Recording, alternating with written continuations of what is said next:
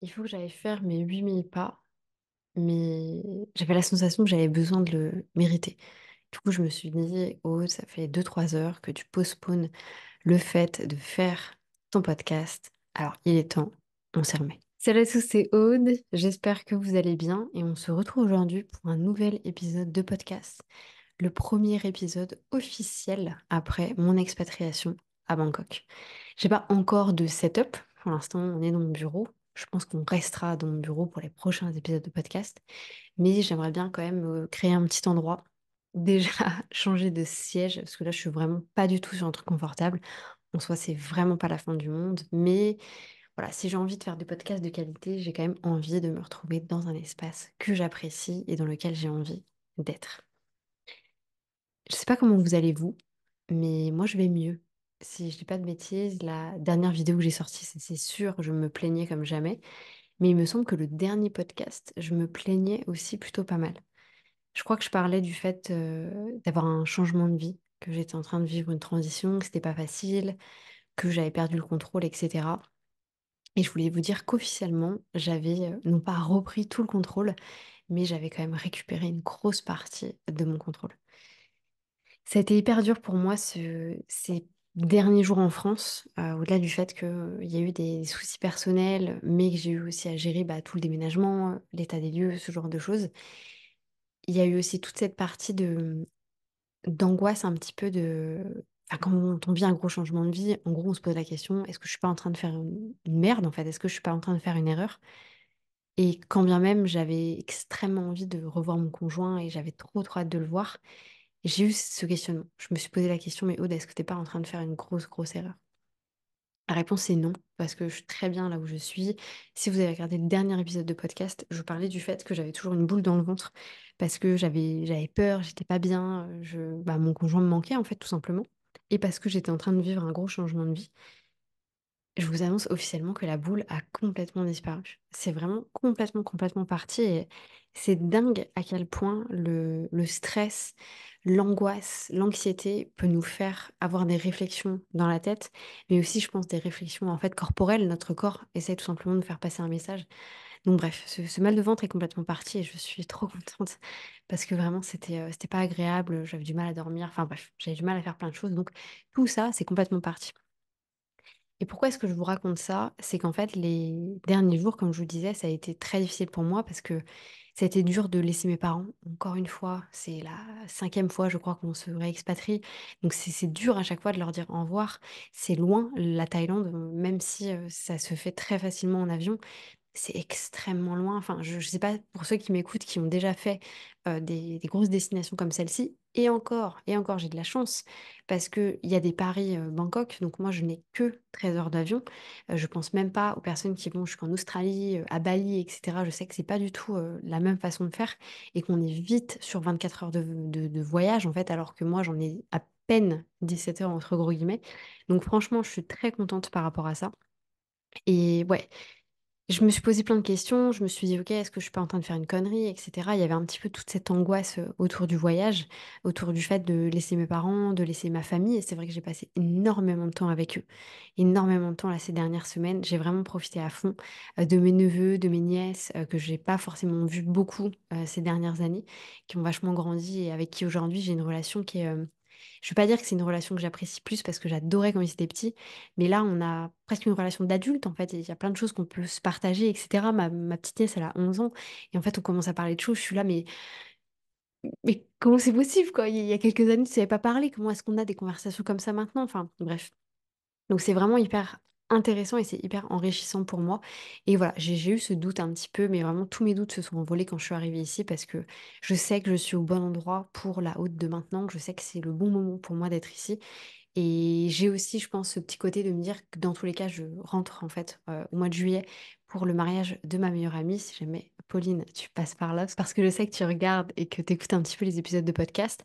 Je rentre du coup pour son mariage. Donc j'ai aussi ce truc de me dire, je suis là pour 4 mois et après, dans tous les cas, je rentre, etc. Même si là, ça va être 4 mois vraiment à fond dans le sens où, et ça, je vous en reparlerai, n'hésitez vraiment pas à me dire dans les commentaires si vous voulez plus d'informations sur l'expatriation en fait que je suis en train de vivre. Mais en fait, je vais avoir plein de changements qui vont être faits au niveau des visas. Donc là, par exemple, je vais à Kuala Lumpur en fait dans 2 semaines, si dis pas de bêtises, pour pouvoir... Ou non, je crois que c'est le week-end prochain. C'est possible que ce soit le week-end prochain, honnêtement, je ne sais pas trop. Mais je vais à Kuala Lumpur pour pouvoir faire une première partie de mon visa. Après, je vais être bloquée en Thaïlande pendant un mois complet. Ensuite, je vais avoir mon vrai visa, permis de travail, etc. Donc voilà, c'est pas mal de choses qui sont à mettre en place. C'est des choses qui sont assez stressantes pour les personnes qui n'ont jamais vécu donc d'expatriation. Et en réalité, je pourrais très bien dire d'immigration, hein, parce que c'est une immigration que je suis en train de vivre. C'est toujours stressant. Parce qu'en fait, du coup, on est avec les gens de l'immigration, etc. Il y a plein de choses qu'on comprend pas. Alors heureusement, nous, on est accompagnés. En fait, on a une agence qui le fait avec nous.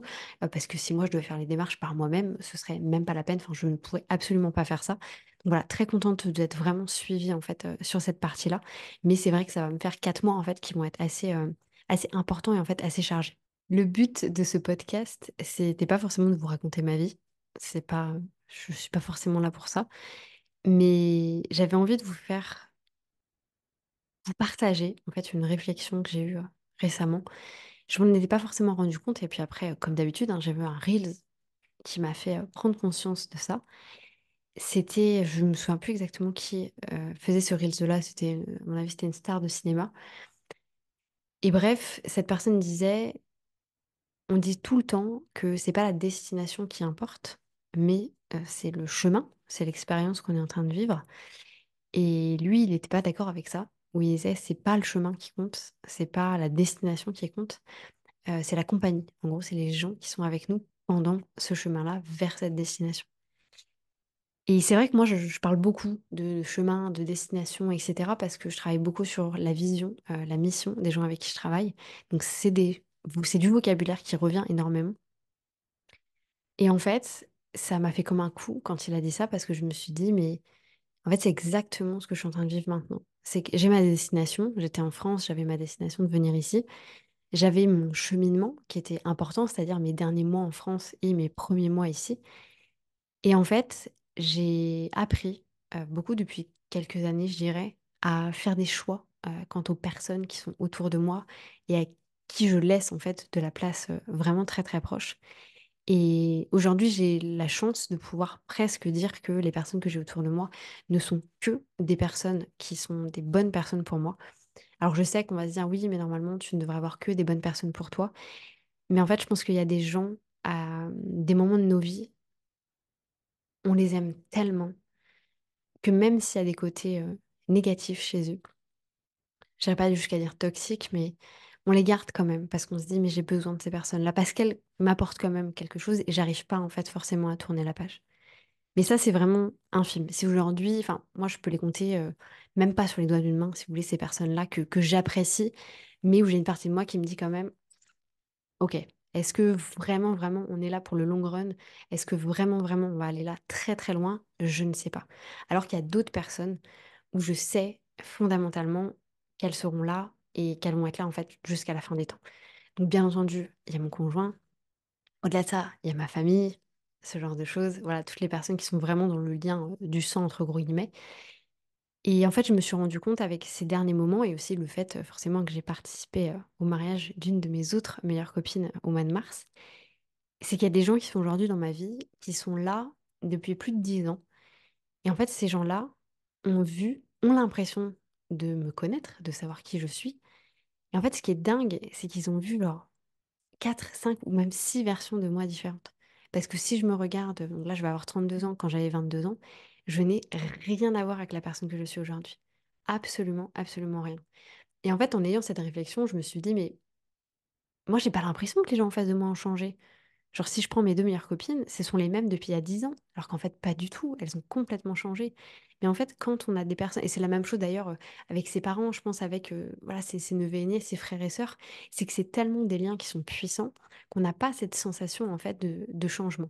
Quand bien même, moi, je pars du principe qu'il n'y a que les imbéciles qui ne changent pas la vie, donc il faut changer. Au contraire, si je retrouvais une personne peut-être après 10 ans et que je me rendais compte, waouh, putain, cette personne n'a pas changé, n'a pas évolué, a les mêmes avis, a les mêmes envies, good for you. Genre, si t'es bien dans ta life comme ça, super.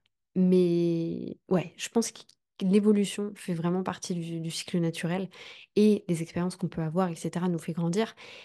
Et ce que j'essaie de vous dire par là, c'est que ces gens-là, ils sont tellement importants. Si vous avez des gens autour de vous que vous connaissez depuis même 3 ans, même 2 ans, même 1 an, on s'en fout, mais qui sont... Vous avez ce sentiment, en fait, quand vous les voyez, tout est facile. Vous n'avez pas ce besoin, en fait, de mettre votre carapace ou quoi que ce soit. Ça fait complètement la différence. Et c'est pour ça que c'est important pour moi de vous dire ce genre de choses, c'est que à l'heure dans laquelle on est beaucoup sur la, je sais pas dire en français, mais la glorification de, ça se trouve c'est un terme français, hein, je sais rien, la glorification de la meilleure version de soi-même, d'atteindre un truc de dingue. Enfin, là, je regardais par exemple un truc sur le glow up tout à l'heure, où c'est vrai qu'on parle beaucoup des gens qui sont passés de super chum à super beau, de SDF à millionnaire. En fait, on est tellement dans cette recherche-là, tellement sur la destination et maintenant aussi sur le chemin, qu'on en laisse un petit peu les gens qui sont autour de nous. Et je pense que ça, c'est une mauvaise chose. Je pense qu'il faut justement se concentrer. En fait, c'est les gens qui vous veulent du bien qui vont vous tirer vers le haut. Et ça, pareil, je me suis fait plein de réflexions autour des gens qui travaillent avec moi. J'allais dire, je ne sais pas si elle... Ah si, d'ailleurs, je ne sais pas si elle regarde ces vidéos-là, parce que c'est moi qui monte les podcasts. Enfin, qui ne monte pas les podcasts, mais qui les met comme ça sur la plateforme. Donc, si ça se trouve, elles vont passer par là. Mais c'est vrai que j'ai eu beaucoup de... En fait, quand j'ai eu ma grosse variation avec mon déménagement, je me suis posé vachement de questions aussi sur mon business. Et du coup, j'avais validé dans ma tête que, OK, ma vie était parfaite avec mon conjoint, avec ma famille, avec mes amis proches, avec les gens qui sont autour de moi au niveau business et qui me tirent vers le haut. Mais qu'en était-il de mon équipe? Est-ce que je me voyais en fait rester avec ces gens-là pour 1 an, pour 2 ans, pour 3 ans? Et la réponse, c'est que oui, parce qu'en fait, c'est des gens avec qui, pour moi, c'est tellement naturel de travailler. J'ai tellement eu des relations conflictuelles au travail, moi en tant que manager, à devoir manager des gens qui étaient pas manageables, à devoir manager des gens qui étaient beaucoup plus âgés que moi, avec beaucoup plus d'expérience, parce que c'est vrai que ça, enfin, j'en parle pas du tout, hein, mais mon expérience avec Decat, elle a été fantastique, mais il y a des moments où c'était vraiment pas drôle, parce que on est mis dans des positions assez particulières parfois, enfin bref. Et c'est vrai qu'aujourd'hui, là, le fait de me dire, quand bien même avec Decat, j'ai choisi mes équipes parce que j'ai fait des gros recrutements, j'avais quand même des choses que j'étais obligée de, comment dire, c'était pas moi qui choisissais, il fallait que je prenne ces personnes-là pour X ou Y raison. Et en fait, là, de me dire que les personnes aujourd'hui qui sont très très proches de moi dans le travail, c'est moi qui les ai choisies, c'est moi qui les ai formées pour certaines sur certains sujets, c'est juste incroyable. Et en fait, j'ai l'impression que ces personnes-là, alors c'est peut-être pas la bonne métaphore, mais ouais, me tirent vers le haut, j'allais dire me soulèvent en fait. Elles sont là vraiment comme un roc pour moi. Et comme si c'était une continuité en fait de mon bras. C'était juste des personnes qui sont pas physiquement là avec moi, mais qui font quand même partie de moi. Je sais pas si c'est très clair ce que je raconte. Mais en tout cas, voilà, je pense que la conclusion, ce que j'essaie de vous dire par là, c'est choisissez bien qui vous entoure et choisissez des gens qui vont être tant inspirés, motivés, excités par votre succès que par le leur. Et il n'y en a pas beaucoup. Je vous assure qu'il n'y en a pas beaucoup. Les gens qui critiquent sont aussi énormément là. Par exemple, j'ai appris il y a quelque temps que quelqu'un dont j'étais extrêmement proche, dans la partie business, avait eu un petit peu des mots par rapport à moi. Dans mon dos, bien entendu. Le coup de poignard. Vraiment, je me suis dit, mais c'est là que j'ai aussi mis un espace, je pense, entre mes vrais amis, c'est-à-dire les gens qui me connaissent depuis 10 ans, que j'ai touché, qui m'ont senti, que je connais, et les gens sur Internet. Parce que je pense que c'est la même chose que quand on rencontre des gens sur Internet, avec Tinder, ce genre de choses. Donc on n'a pas vu la personne en vrai, on ne sait pas qui elle est. Et bien là, c'est la même chose. Je pense qu'il faut faire attention à ça. Et je vous dis pas d'essayer de chercher des noises aux gens, pas du tout, hein. Mais méfiez-vous de l'eau qui dort. Ça n'a rien à voir avec ce que je raconte. Mais pas méfiez-vous des gens non plus, mais ouais, faites des tests, posez des questions, et essayez de trouver des personnes, je vous dis, qui sont autant attirées par, qui vont être ouais, autant on fire en fait par rapport à vous et ce que vous faites que par rapport à eux. Alors, bien entendu. Soyez pareil avec eux. Ne vous attendez pas à ce que les gens soient on fire pour vous si vous n'êtes pas on fire pour eux. Mais ouais, trouvez ces personnes et je pense que ça va vous amener beaucoup plus loin dans une destination, si ça se trouve, qui sera bien meilleure. Et surtout, surtout, ça va juste vous faire une expérience incroyable. Parce que à quoi ça sert d'arriver, je sais pas moi, là je parle pour les gens qui sont dans le business, mais aux 100K, aux millions, aux 2 millions, aux 3 millions, si c'est pour être seul. Si c'est pour être seul, si c'est pour pas pouvoir dépenser son argent parce qu'on n'a rien à faire, ou alors c'est pour dépenser son argent avec des gens qui n'ont rien à faire de nous.